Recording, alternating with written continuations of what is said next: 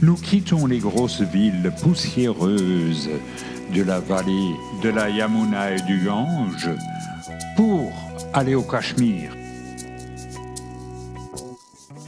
Au Cachemire, une étape s'impose, c'est Srinagar qu'on a souvent appelé la perle du Cachemire. Et pour cause, c'est un peu la Venise du nord de l'Inde avec ses canaux qui jouxtent un lac, le lac Dal. La région étant un peu agitée politiquement parlant, je n'y suis jamais retourné et c'est bien dommage. C'est donc le seul document que j'ai pu en rapporter et encore en format Super 8. On avait que ça à l'époque. Srinagar veut dire Sainte Ville. C'est tout de même une grosse ville d'1 200 000 habitants et c'est la capitale d'été de l'État du Jammu et Cachemire. La capitale d'hiver étant Jammu.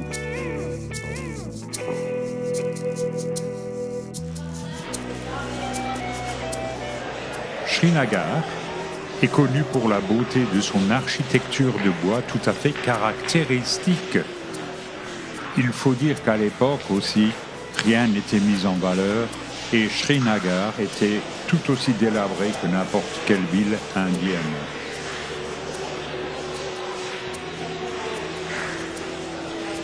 On remarque bien sûr les balcons de bois très ouvragés.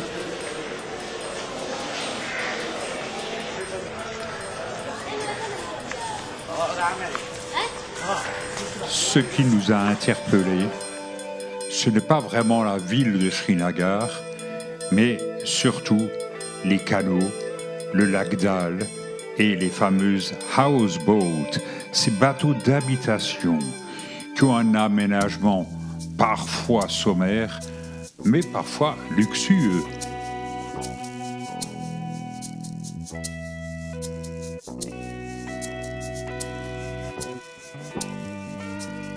Ici, la gondole locale s'appelle une shikara. On s'en sert principalement comme d'un taxi. Nous naviguons sur des bras de la rivière Jhelum. C'est ainsi que nous traversons la belle ville de Srinagar. Il y a certes des houseboats, mais rien à voir avec les demeures flottantes luxueusement sculptées sur le lac Dal. Nous passons devant quelques palais un peu décrépits.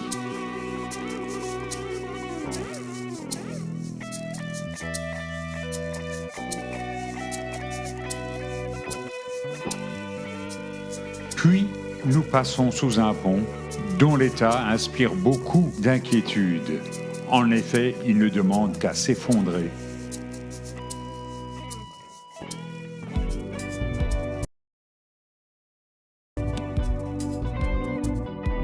On aperçoit quelques mosquées, puisqu'ici nous sommes en terre musulmane.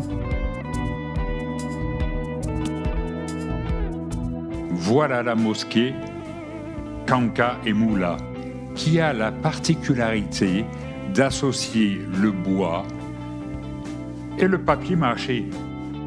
Elle a été construite en 1395 par le sultan Sikandar.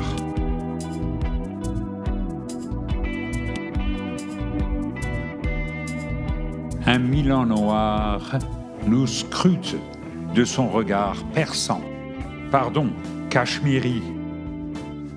Au loin, la chaîne de l'Himalaya découpe de ses dents blanches l'horizon. J'ignore sur ces canaux la loi de la priorité, mais je pense qu'elle revient au plus lourd.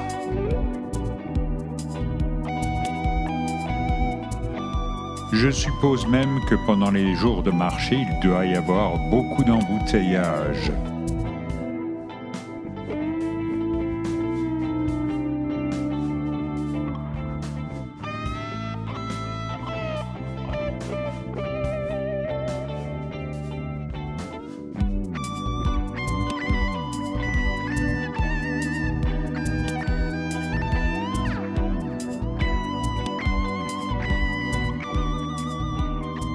Quand on parle de houseboats luxueuses, c'est à ça qu'on fait référence. Ces jolies habitations flottantes qui ont été laissées ici par les Anglais qui y séjournaient. C'est vrai que la colonie britannique a laissé beaucoup de souvenirs, que ce soit au Cachemire ou dans toute l'Inde.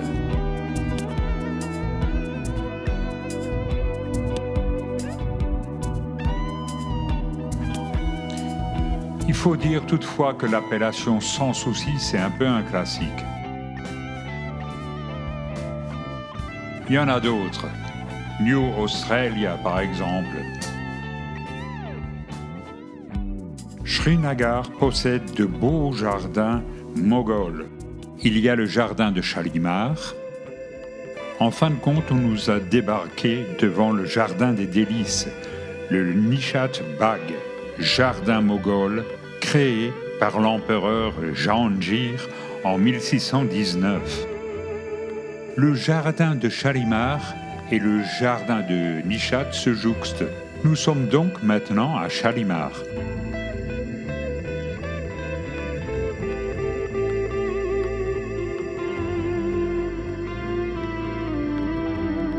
Le Bagh est considéré comme le plus haut niveau de l'horticulture moghole.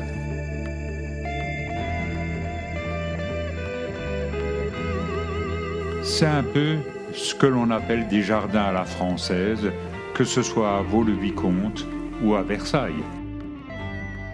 L'axe de ce jardin suit un canal sur 587 mètres. Le jardin a 3 terrasses principales avec des fontaines. Le canal est bordé de rangées de sycomores.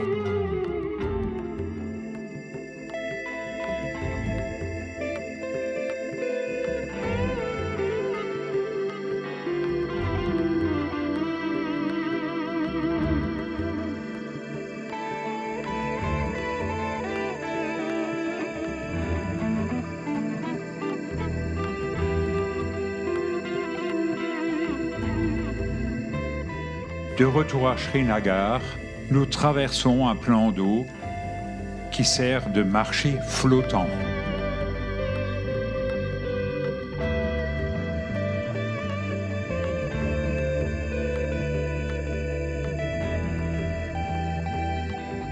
Et vu le nombre de houseboats, on peut considérer que Srinagar était la villégiature favorite des militaires et autres fonctionnaires de la couronne britannique.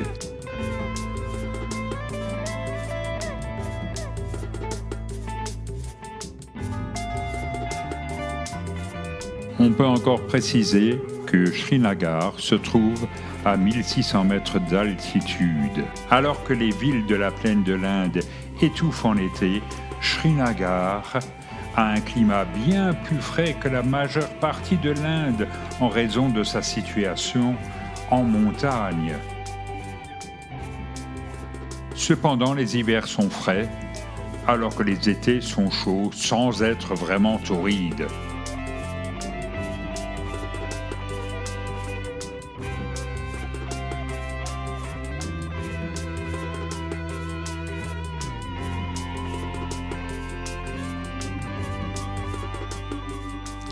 Et effectivement, en Shikara, on prend beaucoup plus de temps pour rentrer à notre hôtel.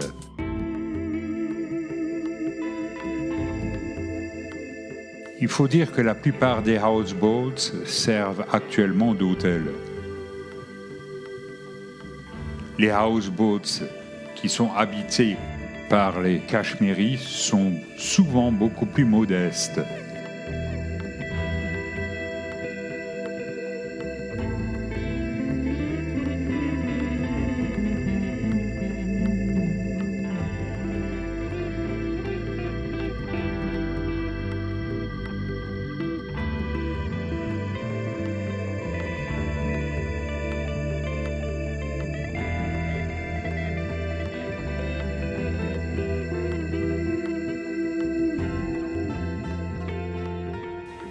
Nous voici de retour sur la Brunehilde, et ça ne s'invente pas.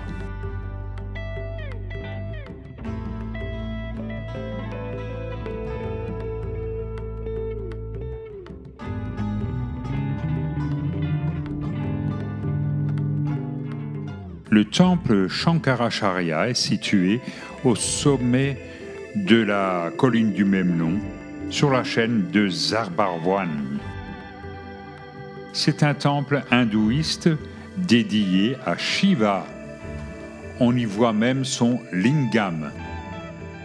C'est le plus vieux temple du Cachemire qui daterait de 371 avant Jésus-Christ.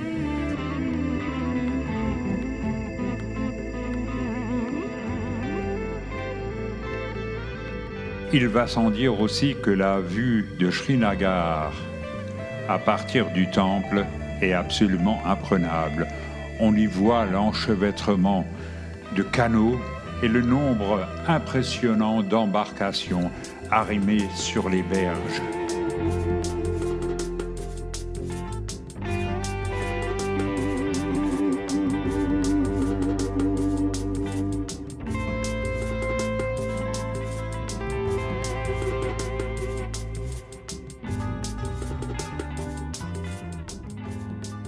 Un peu plus loin, il y a le lac Dal. Il est très dommage que cette magnifique région de Srinagar soit troublée politiquement depuis des décennies. Il ne faut pas oublier non plus que nous ne sommes pas très loin du Pakistan, qui n'est pas franchement le pays ami de l'Inde. Néanmoins, Srinagar restera dans ma mémoire un des plus beaux endroits que j'ai pu visiter en Inde.